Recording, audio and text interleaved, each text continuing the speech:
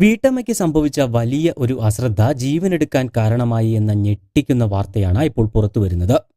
നിത്യജീവിതത്തിൽ നമ്മൾ ചെയ്യുന്ന പല അശ്രദ്ധമായ പ്രവൃത്തികളും ഒരുപക്ഷെ ജീവനെടുക്കാൻ വരെ കാരണമായേക്കാമെന്ന് തെളിയിക്കുന്ന ഒരു സംഭവം കൂടിയാണിത്. ബസ്സിൽ യാത്ര ചെയ്യുന്നതിനിടയിലാണ് വീട്ടമ്മയ്ക്ക് അതിദാരുണമായ മരണം സംഭവിക്കുന്നത്. ഗുണ്ടൽപേട്ടിന് സമീപമാണ് ഈ നാടിനെ നടുക്കിയ അപകടമുണ്ടാകുന്നത്. കർണാടക RTC ബസ്സിൽ യാത്ര ചെയ്യുകയായിരുന്നു വീട്ടമ്മ. ഇതിനിടെ പെട്ടെന്ന് ഛർദി അനുഭവപ്പെടുകയും തുടർന്ന് ബസ്സിന്റെ ഗ്ലാസ് തുറന്ന് വലതു കൈയും തലയും പുറത്തേക്കിട്ട് ഛർദിക്കുകയായിരുന്നു. എന്നാൽ തിരക്കേറിയ റോഡായതുകൊണ്ട് തന്നെ എതിർദിശയിൽ വന്ന ഒരു ലോറി വീട്ടമ്മയുടെ തലയിൽ ഇടിക്കുകയായിരുന്നു.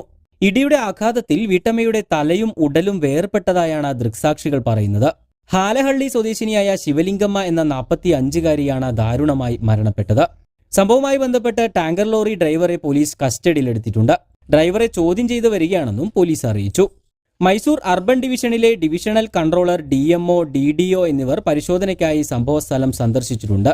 സംഭവത്തിന്റെ നിജസ്ഥിതി കണ്ടെത്തുന്നതിനായി അന്വേഷണം ആരംഭിച്ചതായും പോലീസ് അറിയിച്ചു. ഇതുകൂടാതെ സംഭവത്തിന്റെ നടുക്കുന്ന ദൃശ്യങ്ങളും സോഷ്യൽ മീഡിയയിൽ പ്രചരിക്കുന്നുണ്ട്. എന്തായാലും ഇത്തരത്തിലുള്ള അപകടങ്ങൾ ഓരോ യാത്രക്കാരും ശ്രദ്ധിക്കേണ്ട ഒന്നുതന്നെയാണ്. ഈ ദാരുണമായ അപകടത്തിന്റെ നടുക്കത്തിൽ നിന്നും ആ ബസ്സിലെ യാത്രക്കാർ ഇതുവരെയും മോചിതരായിട്ടില്ല. കൂടുതൽ വാർത്തകൾക്കും വിശേഷങ്ങൾക്കും ചാനൽ സബ്സ്ക്രൈബ് ചെയ്യാൻ മറക്കരുത്.